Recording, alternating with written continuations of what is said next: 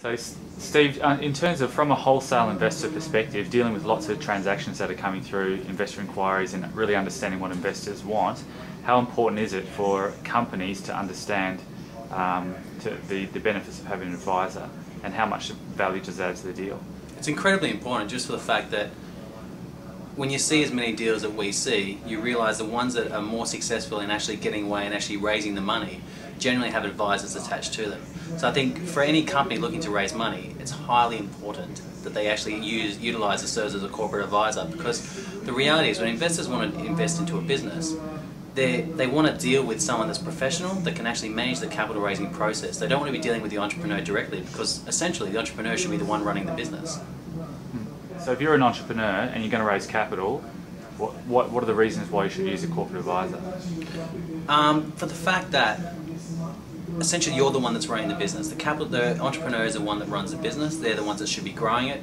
They're the ones that the investor wants to invest into, because essentially they're going to be investing into the management team. They don't want to be investing into a company where the entrepreneur is trying to do everything. You know, he almost sees himself as a one-man band. The company should have a corporate advisor, as I mentioned, to facilitate the process. The other thing that I've seen that's really valuable is if actually entrepreneurs go through the process of understanding the role of a corporate advisor themselves, because there's nothing more valuable than understanding the strategic path in which your business can take and how to actually build asset value in your business. So most entrepreneurs you come across, they'll always focus on the revenue side. Like when they outline their business to you, they'll talk about how much cash flow, what are the financial projections for the business, etc. But they'll never actually sit down and say, do you know what, here's our potential trade sale targets that we could take our business to. Here's how we're going to structure the business. Here's how we're going to take the business forward. These are the people we're going to bring onto the advisory board.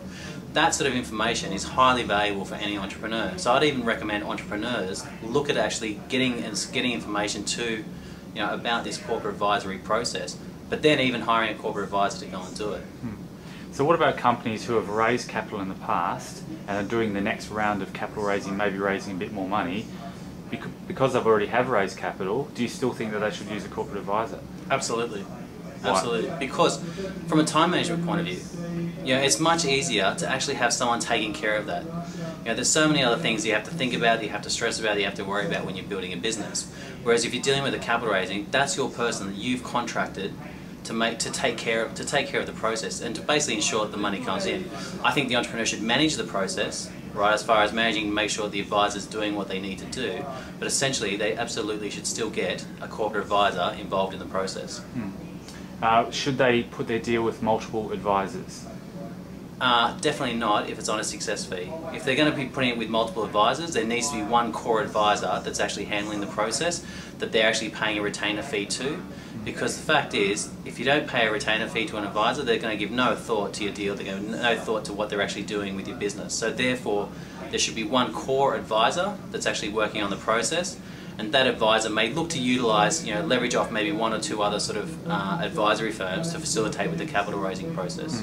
So of all the successful companies that you've seen raise capital, what percentage have used advisors and what percentage, roughly, have done it themselves? I'd have to say the ones I've seen, that have been successful, 80% would have used an advisor. The ones that didn't use an advisor that I've seen they've been actually quite proficient in the capital raising process themselves, and they were more sort of in the online sort of technology space where pretty much their businesses are quite scalable without the sort of intensive workload that's required with a normal business.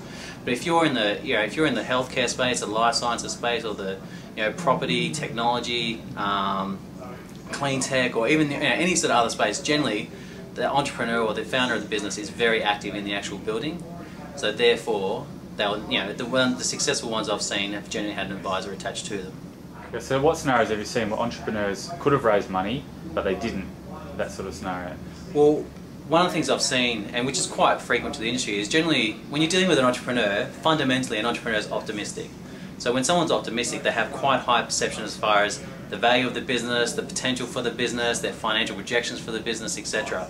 Then on the other side, you've got an investor who, by nature is a conservative, is more conservative than what the entrepreneur is about their business.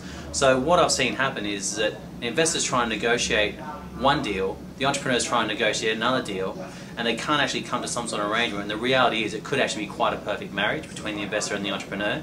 So I've seen deals where if they actually had an advisor that could communicate to both parties and basically mediate some sort of arrangement between the two different parties, or come to a midpoint and explain each other's positionings. I've seen deals fall over for that, whereas having a corporate advisor on board, they'd be able to help facilitate that transaction and actually make it take place. Cool. All right.